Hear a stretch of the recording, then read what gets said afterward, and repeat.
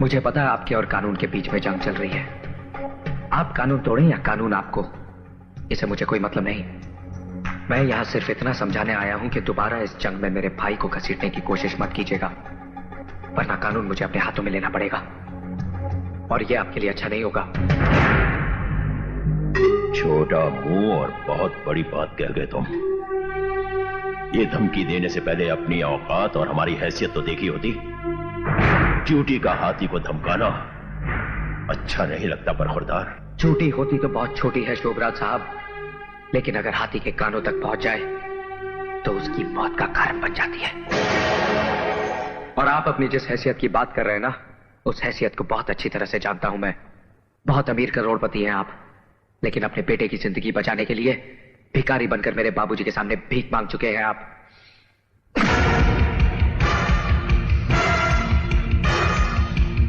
सुना है ये हाथ मेरे बाबूजी के गिरे बाग तक भी पहुंच चुके हैं। 10-15 मिनट लोहे के वजन उठाकर कसरत कर लेने से ये मत समझिए कि आप बहुत मजबूत हो गए हैं।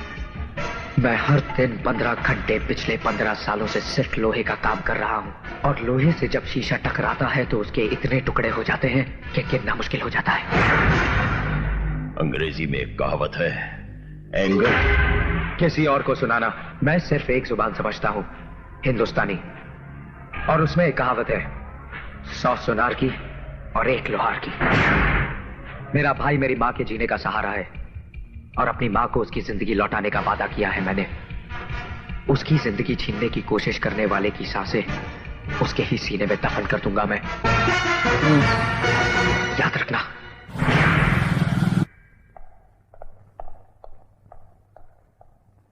सर, अगर आप कहें तो। नहीं माइकल, मैं तो समझता था कि इसका बाप ही नाग है, लेकिन ये हरामजादा तो कोबरा निकला। दोनों के फन को चलने का कोई दूसरा तरीका सोचना पड़ेगा। क्या कह रहा था वो? कि उसका भाई उसकी मां के जीने का सहारा है? तब तो सहारे को जल्द अज जल्द फांसी होनी चाहिए।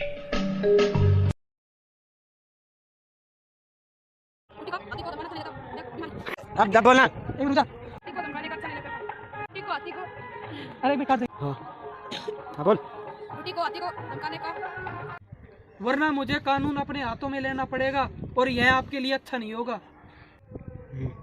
मैं यहाँ सिर्फ इतना समझाने आया हूँ कि दोबारा इस जंग में मेरे भाई को घसीटने की कोशिश मत कीजिएगा,